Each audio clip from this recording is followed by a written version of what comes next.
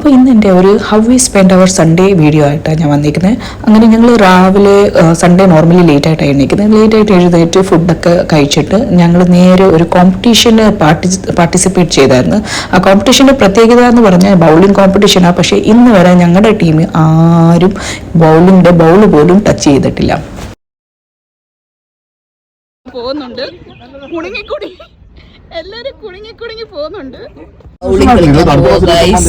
ഒന്നും അറിയാതെ ഒരു വകയും അറിയത്തില്ല. ഫസ്റ്റ് ടൈം നമ്മൾ കളിക്കാൻ പോവാ. ബൗളിംഗ് കോമ്പറ്റീഷൻ ഡയറക്റ്റ് ചെയ്യുക. അങ്ങനെ ഞാൻ സ്ഥലത്തെത്തി.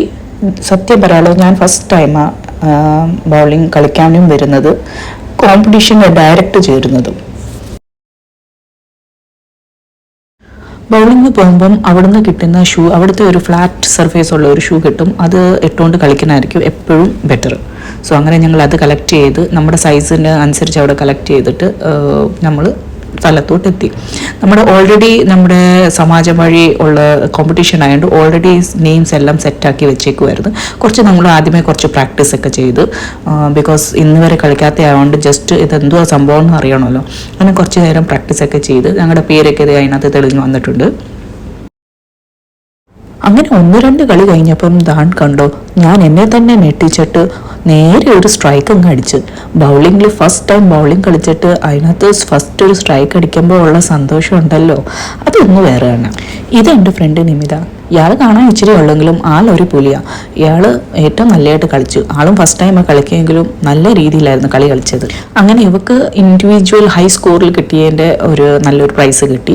ഞങ്ങൾക്ക് ഫസ്റ്റ് ഒന്നും അടിച്ചില്ലെങ്കിലും പക്ഷേ ഞങ്ങൾ ഹാപ്പി ആയിരുന്നു. ഞങ്ങളുടെ ടീമിൽ നിന്ന് ഒന്നും അറിയാതെ ഞങ്ങൾ പോയിട്ട് ഇത്രയും നല്ലതായിട്ടൊക്കെ കളിച്ചിട്ട് വന്നതിൻ്റെ ഒരു സന്തോഷം ഞങ്ങൾക്കുണ്ടായിരുന്നു. ഫീമെയിലും മെയിലും സെപ്പറേറ്റ് ടീമായിരുന്നു. അവരുടെ സെപ്പറേറ്റ് കോമ്പറ്റീഷൻ ആയിരുന്നു. അങ്ങനെ 2 ടീംസും അവരവരുടെ പ്രൈസൊക്കെ മേടിച്ച് അങ്ങനെ ഞങ്ങൾ ഇന്നത്തെ ഈ പരിപാടി വൈൻഡപ്പ് ചെയ്തു. അപ്പോൾ അടുത്ത പരിപാടിക്ക് ഞങ്ങൾ ഇറങ്ങി. പിന്നെ ഞങ്ങൾ നെക്സ്റ്റ് ഒന്ന് കപ്പയും മീനും മേടിച്ച് നേരെ എൻ്റെ വീട്ടിലോട്ട് വന്ന് ഞങ്ങളുടെ ഫ്രണ്ട് അജിത്ത് പുള്ളി പറഞ്ഞ് ഞാൻ നല്ലതായിട്ട് മീൻ കറി വെക്കും എന്ന്. എന്നാൽ അവൻ്റെ കയ്യിൽ നിന്നുള്ള ഫുഡൊന്ന് പരീക്ഷ വെക്കാമെന്ന് വിചാരിച്ച് അങ്ങനെ ഞങ്ങൾ പാട്ടും ഡാൻസും ഒക്കെ ആയി എൻ്റെ വീട്ടിൽ തന്നെ